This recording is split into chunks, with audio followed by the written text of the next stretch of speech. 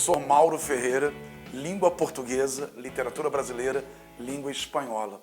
Obviamente, estudar linguagens, uma prova de linguagens para o Enem é uma prova plural. O nome letras, ele tem esse S, não é por acaso.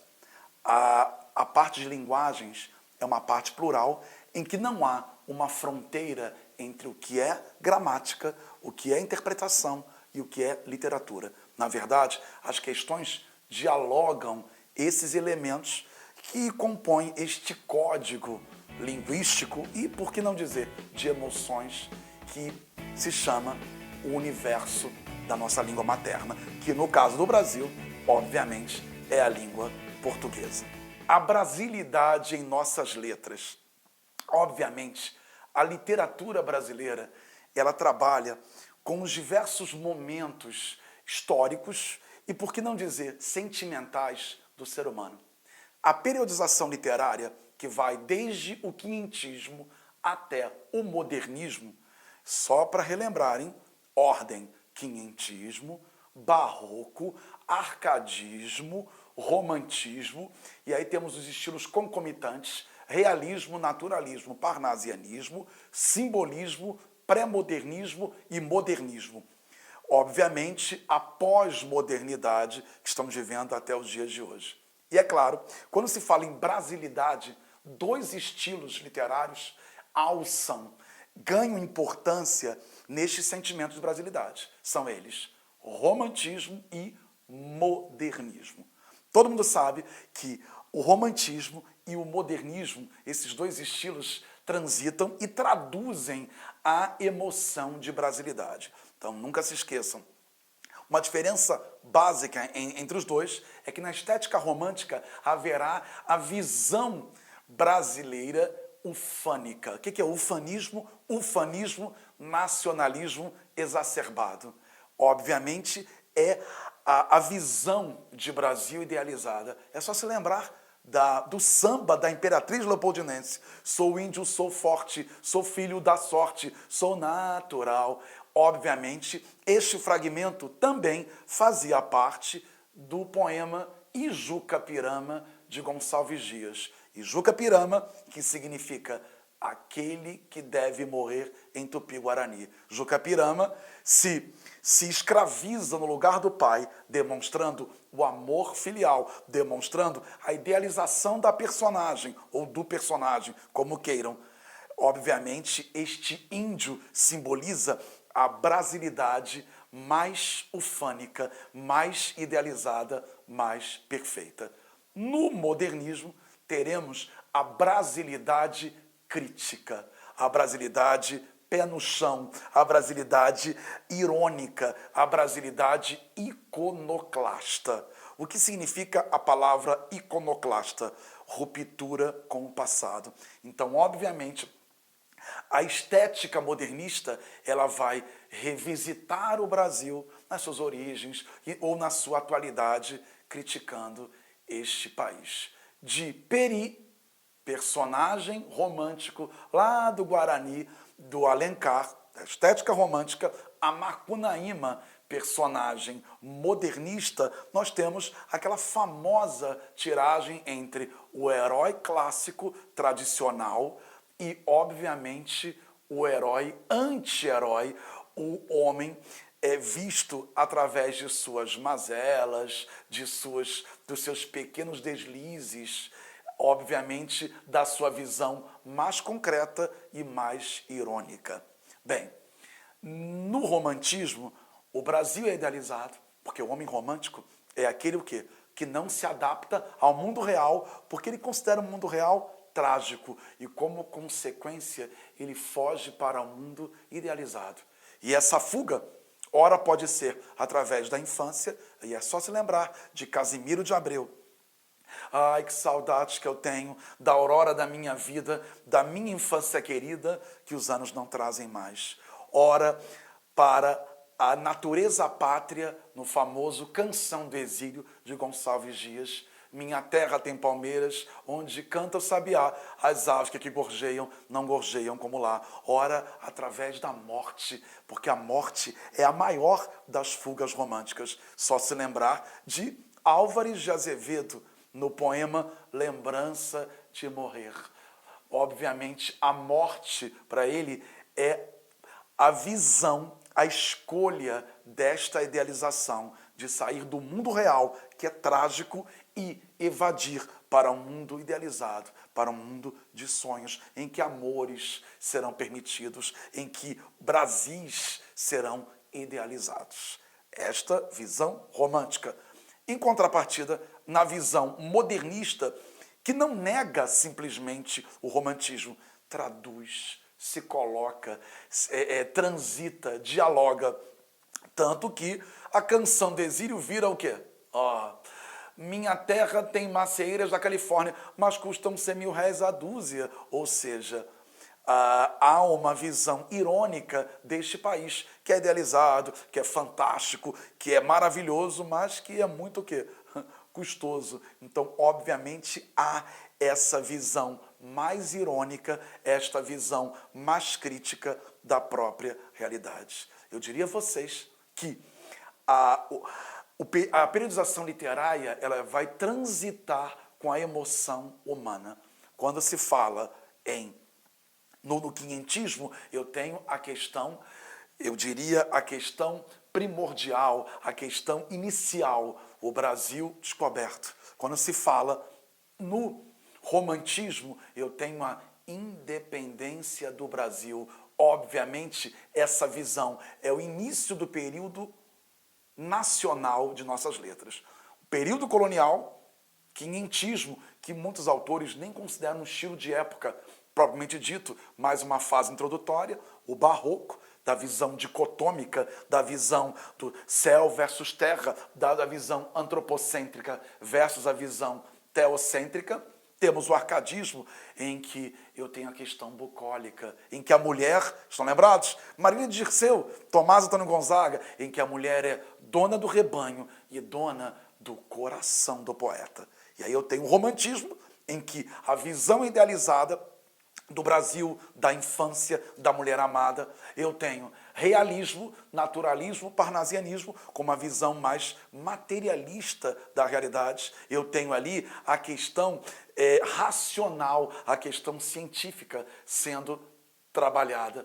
O simbolismo, obviamente, voltamos o quê? Teoria da psicanálise de Freud. Eu tenho a virada, isso no simbolismo, entre os séculos 19 e 20. Então, obviamente, existe o quê? A esperança no porvir de um novo século, mas a realidade de uma sociedade que historicamente, literariamente, é desigual. E, obviamente, o pré-modernismo, as duas primeiras décadas do século XX, aquela efervescência total, né, de 1902 a 1922, com os Sertões de Euclides da Cunha, em 1902, e Canaã, de Graça Aranha, até 1922. O que acontece em 22? O maior acontecimento histórico-literário do século XX, Semana de Arte Moderna. E aí, é só se lembrar, eu sei que vocês são novos, mas o acesso aqui é para todo mundo. Como as letras, elas não têm fronteiras emocionais, também não teriam fronteiras cronológicas, já que quem viu o Carnaval de 1990, a Estácio de Sá ganhou o Carnaval com modernismo, movimento cultural. No país da Tropicália, tudo acaba em Carnaval. Em 22, na Semana de Arte Moderna, um grupo de pensadores, um grupo de artistas, um grupo visionário pensou um Brasil diferente. Então, é claro, um Brasil não academicista, uma arte não academicista, um Brasil mais libertário, um Brasil sem as amarras da questão europeizada, ou seja, há uma proposta de brasilidade, mas brasilidade, diria, brasilidade crítica. E aí vocês teriam os famosos poemas que povoam esse imaginário modernista. Quem não se lembra de Amor, Humor, de Oswald de Andrade. Professor, que poema pequeno, um poema pequeno em que eu tenho a exacerbação da síntese metafórica, mas que fala de tanta coisa, ó, amor, humor. Eu tenho o título, a palavra amor, e eu tenho humor, um único verso do poema. Oswald de Andrade, modernista, participante da Semana de 22, faz uma visão, rompe com o passado. Até então, amor era dor, amor era flor, amor era qualquer sentimento. Só que ele diz que amor é humor. Ele rompe com esta questão e trabalha de maneira inovadora este sentimento amoroso que tangencia o ser humano, seja ele quinhentista, barroco ou pós-modernistas. A sociedade pós-moderna também vivenciaria este amor. E é claro que no modernismo nós temos Manuel Bandeira, Trem de Ferro, Café com Pão, Café com Pão, Café com Pão, Virgem Maria, que foi isso, maquinista. Este poeta consegue, através dessa imagem onomatopaica, ó, café com pão, café com pão, café com pão, café com pão, café com pão, café com pão, café com pão, Virgem Maria, que foi isso, maquinista. Obviamente, mais uma ruptura com o passado, vendo o Brasil de forma concreta, de forma irônica, de forma plural. Então é claro que na prova do Enem, o Enem vai cobrar de vocês estas diversas leituras, já que a brasilidade tangencia estes estilos. E sempre é bom lembrar, brasilidade romântica, ufânica, brasilidade romântica idealizada, brasilidade modernista, crítica, de confronto, iconoclasta, de ruptura com o passado. E é claro que no modernismo eu tenho de citar Drummond, né? Cota zero, stop, a vida parou ou foi o automóvel? É claro que existe neste poema uma crítica à modernidade. Até então, ele utiliza a palavra em língua inglesa, ó, stop, a vida parou ou foi o automóvel? Em Cota Zero, o que diz Drummond? Até que ponto nós somos seres humanos ou somos máquinas? A vida parou ou foi o automóvel? Eu sou um ser humano ou eu sou um automóvel? É claro que já havia esta crítica à mecanização, à falta de humanização. E isso aí tangencia o universo modernista. Então, obviamente, nunca se esqueçam, vocês devem estudar a questão literária, o processo literário, não como um elemento estanque. Se eu tenho Macunaíma, que é um anti-herói, lá no modernismo eu também tive. Eu tive também Bentinho em Dom Casmurro no realismo, e eu tive de ter quem? O Peri, o herói idealizado na estética romântica. Romantismo, romantismo, ufanismo, modernismo, iconoclastia. E agora teremos 3 questões em que a abordagem desses estilos e desse universo literário e linguístico se manifesta. É uma abordagem plural. Nunca se esqueçam, meus queridos amigos, o universo do Enem é um universo de pluralidade. Na questão 1, o poema Inclassificáveis, de Arnaldo Antunes, nós temos essa questão da pluralidade das emoções e da brasilidade. Que preto, que branco, que índio, o quê? Que branco, que índio, que preto, o quê? Que índio, que preto, que branco, o quê? Que preto, branco, índio, o quê? Branco, índio, preto, o quê? Índio, preto, branco, o quê? Aqui somos mestiços, mulatos, cafusos, pardos, mamelucos, sararás, crioulos, guaraniceis e judárabes, orientupis, americanítalos, luso-nipo, caboclos, orientupis, íbero e bárbaros, indo-sinagogos, somos o que somos, inclassificáveis. Estes neologismos que ele brincou no poema, o Arnaldo Antunes, ele faz com que a gente pergunte, aliás, o Enem pergunte, O texto de Arnaldo Antunes apresenta uma temática que pode ser remetida do ponto de vista da periodização literária no Brasil ao que, amigos, essa pluralidade, esse enriquecimento, os neologismos, os novos termos que são trabalhados, eles transitam e marcam mais efetivamente o modernismo. Por isso, letra E, modernismo, pela caracterização de nossa identidade nacional marcada pela diversidade racial e de povos. Ou seja, o modernismo é a pluralidade das letras. Não que os outros não sejam, mas o modernismo, esta iconoclastia, essa ruptura se torna mais frequente. Na questão 2, há dois textos que se dialogam. Antigamente, o Drummond, modernista, brinca, obviamente, com um vocabulário mais antigo. Acontecia o indivíduo apanhar constipação, ficando perrengue, mandava o próprio chamar o doutor e depois ir à botica para aviar a receita. E, obviamente, no outro texto, há esta suposta tradução.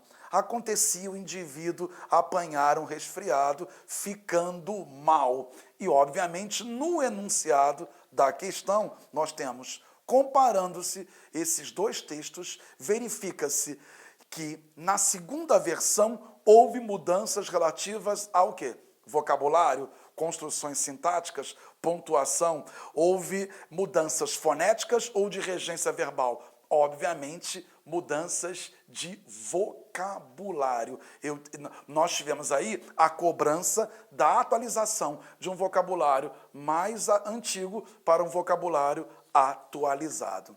Já na terceira questão, o que o Oswald de Andrade propõe? O famoso Oswald modernista, visão iconoclasta, pronominais. Dê-me um cigarro, diz a gramática do professor e do aluno e do mulato sabido. Mas o bom negro e o bom branco da nação brasileira dizem todos os dias: deixa disso, camarada, me dá um cigarro. Queridos amigos, todo mundo aqui já ouviu uma vez na vida dizer o quê? Não devemos iniciar período com pronome átono, embora ninguém tenha no Brasil cumprido esta lei da gramática. E, em contraposição ao poema de Oswald, que apregoa a liberdade, não dê-me um cigarro, mas me dá um cigarro, disse o professor Domingos Pascoal Segala. Iniciar a frase com o nome átono só é lícito na conversação familiar despreocupada ou na língua escrita, quando se deseja reproduzir a fala dos personagens. Temos aí duas visões acerca de uma regra. Os dois estão o quê? Não estão condenando a regra, eles estão o quê? Relativizando. O professor disse o seguinte: eu posso falar, me dá um cigarro, desde que eu esteja num ambiente de coloquialidade, né, de menos formalidade. Mas os dois transitam e trabalham, obviamente, com esta modernidade, que é a pluralidade dos sentimentos, dos conceitos e das emoções. Queridos amigos, então, continuem acessando as nossas aulas no portal e continuem se deleitando aí, se é que essa palavra é apropriada, dos conhecimentos múltiplos da nossa realidade. Um grande abraço.